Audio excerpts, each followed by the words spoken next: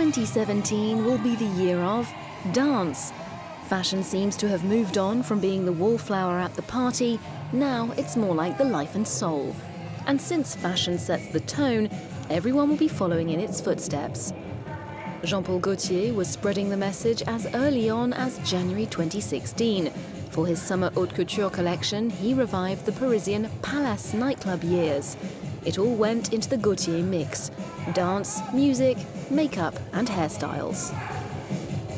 There's a bit of a punk feel to the makeup, but it's a bit earlier than punk. There are bum bags, beehives. There's also a mix of, beehives. I mean, massive, pumped-up hair. It's almost like a mix of Bowie and his Ziggy Stardust moment. Like it's a kind of a man's hairstyle revisited, redone, and it becomes Bowie-ish. It becomes punk, and that becomes something sort of androgynous, which is very now. Gaultier has always put a lot of thought into the choreography of his shows, in the 90s with the help of Regine Chopineau, and more recently with Bianca Lee.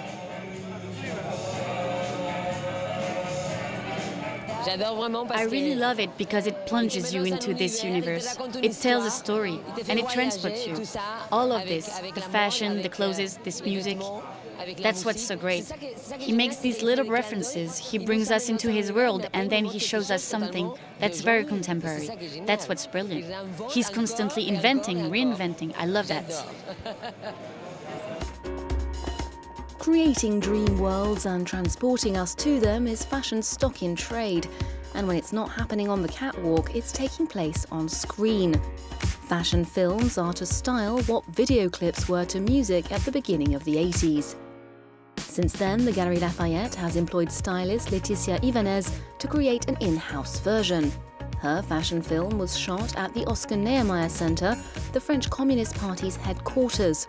It tells the story of a woman moved by a mysterious force. Having lost control of her body, she starts to dance. Kenzo's fashion film was released before the Galeries Lafayette's offering. It's the story of a young woman who escapes a boring ceremony. A well-crafted tale that stands alone like a little dose of cinema. And just like on the silver screen, editing shortcuts are not uncommon. If you look at dancer Maddie Ziegler leave this hotel, she's wearing heels. In the next shot, she's wearing flats, because she's about to launch into an acrobatic move. We hardly notice, it's just like magic. The brand's artistic directors asked Spike Jonze to make the clip. Jonze is known for directing feature films and also music videos. He's the man behind Fatboy Slim's 2001 clip for Weapon of Choice, with actor Christopher Walken dancing in a hotel lobby. In Spike Jonze's works, there's also shades of another cult director, Tim Burton, and his dancing characters from Beetlejuice. Then there are the couturiers who create catwalks in unlikely spaces, with a sense of theatricality that has a very French touch. Chanel presented a collection dedicated to artistic craftsmanship at the Ritz in Paris. This is about a hotel in the heart of Paris, where women from all over the world used to come, who were considered Parisian, even if they were not French. That's why it's called Cosmopolitan Paris. Coco meeting the Ritz, revisited 40, 50 years later, with a completely different spirit. They used to have dancing dinners here, because people danced not only at balls, they went to a restaurant, and after the dinner they danced. I think it's very chic. I think it's fresh and young. It's a statement for a life with style.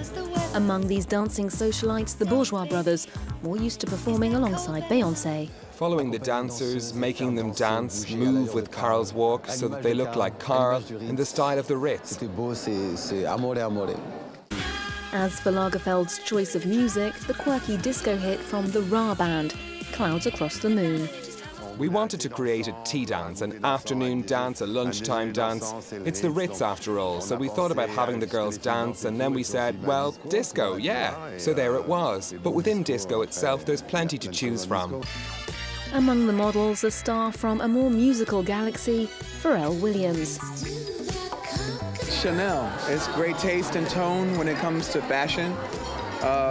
They lead in creativity. They lead in terms of artistic culture, and I'm just happy to be a part of that equation. I just want to learn, I just want to learn. Buyers, fashion insiders, the audience was definitely on the same page. It's just superlative, an incredible, magical sort of beauty. It's really great to see it, and it celebrates artistic craftsmanship too, so everything about it's perfect. It's just wonderful. It's easy to say, but it truly is.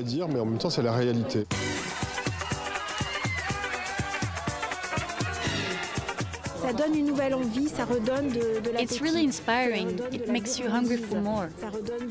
It gives you an appetite for life. It feels like a treat, like a fairy tale that's not so much looking to Disney, as to a certain way of combining poetry with a very French elegance.